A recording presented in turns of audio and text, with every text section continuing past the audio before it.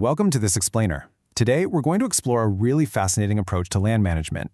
We're looking at how landowners in arid, flash flood-prone regions can actually conquer severe erosion and completely regenerate their land.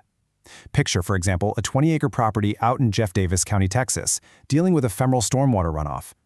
We're going to see how it's possible to slow that water down, increase soil moisture, and bring back native grasses. And the absolute best part? We can pull this off using incredibly cheap, practical, low-tech structures. Okay, so let's dive into this by asking a seemingly simple question. How do you actually heal a broken stream? Historically, this is a problem that has just completely baffled engineers. When you're dealing with those short-lived but violently intense flash floods and dry climates, the water comes in fast, it cuts deep, and it just washes away all that valuable soil. For decades, our knee-jerk instinct has been to fight it. But, as we'll see today, fighting it might actually be the very reason we've been losing. We really have to start with a massive paradigm shift. As this brilliant quote from restoration pioneers Dave Rosgen and Bill Zedek highlights, a river does not want to be a lake. Just think about that for a second. Water has infinitely more time than any engineer, and our goal shouldn't be to stubbornly block it with massive walls. Instead, our goal should be to guide it. Here is our roadmap for today. We're going to cover the arid land water crisis, letting water do the work, low-tech tools, the science of slow water, ecosystems rebooted, and finally, scaling up conservation. All right, let's start with Section 1, defining the massive problem facing arid land environments today. There's a really stark contrast we see out on the landscape. In arid lands, extreme cycles, like a sudden, aggressive monsoon right after months of drought, create what we call incised channels. These are basically deep, fast-moving trenches that are completely disconnected from the floodplain, literally draining the water table right out of the land. On the flip side, you have a healthy, connected floodplain. A healthy stream actually relies on natural obstructions, things like fallen trees or rocks, to slow the water down, push it outwards into the soil, and keep the surrounding vegetation lush.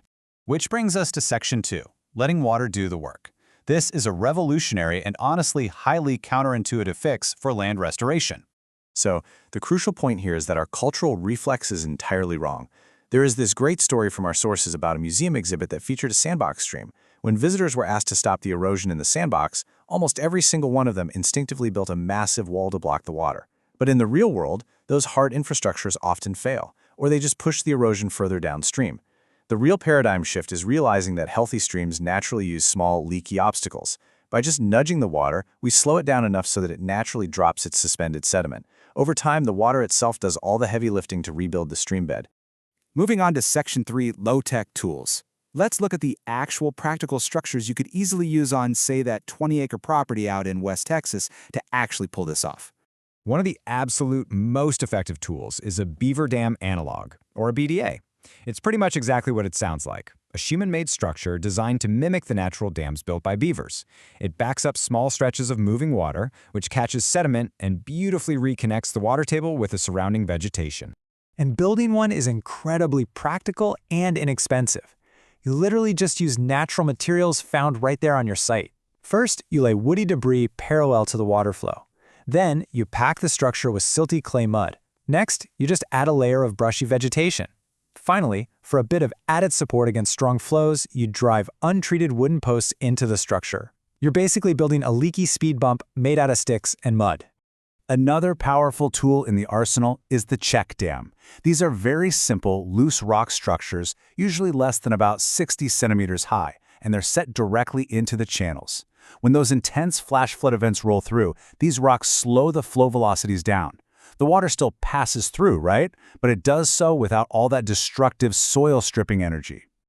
Let's jump to Section 4, the science of slow water. Because you might be wondering, do these cheap structures actually hold up when the destructive rains hit? Well, a U.S. Geological Survey paired watershed study in the Chiricahua Mountains gives us the hard data.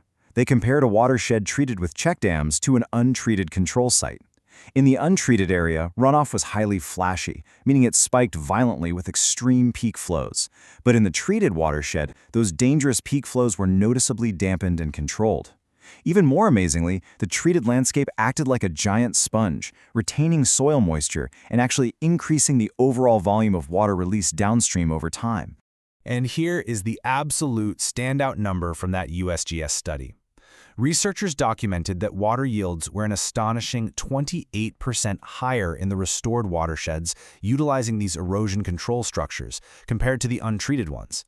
By just slowing the water down, they literally squeezed 28% more usable water out of the exact same amount of rainfall. That's a real game changer. Okay, Section 5, Ecosystems quietly rebooted. What does all this hard data actually look like in the real world when we apply it to degraded pastures? Let's think about a real-world property in Utah. A landowner named Kent Baker installed a series of BDAs in a dry, historically degraded ravine. By just nudging the water to slow down and forcing it to spread out, that ravine is now absolutely exploding with native grasses, sedges, and shrubs. He is literally straddling a trickle of surface water in the dead middle of summer. That's a direct result of groundwater recharging from the BDAs. The entire landscape is completely transforming. And when you stick with this process, the timeline of recovery is truly staggering. After just 1 year, these structures trap massive amounts of sediment during high runoff. By year 10, native willows and vegetation return to naturally shade the water. Within 20 years, we've seen 8-meter deep, deeply incised ravines literally fill back in with sediment up to 2 meters, completely reconnecting the floodplain. Long-term, this quiet rebooting of the ecosystem paves the way for massive wildlife returns. In New Mexico, it even allowed for the release of over 10,000 native trout, which is the largest restoration of its kind in U.S. history, all built one rock at a time. Finally, Section 6, Scaling Up Conservation. How can everyday landowners actually fund and implement this themselves? If you're managing property, whether it's that 20-acre plot out in Jeff Davis County or anywhere else, and you want to implement this, there's actually help available. Through federal initiatives like the Environmental Quality Incentives Program, or EQIP, installing networks of BDAs and check dams is entirely accessible and often funded. It allows private landowners to protect their land against flash floods while drastically improving their own soil health, moisture retention, and those vital native grasses. I want to leave you with this provocative thought to take away.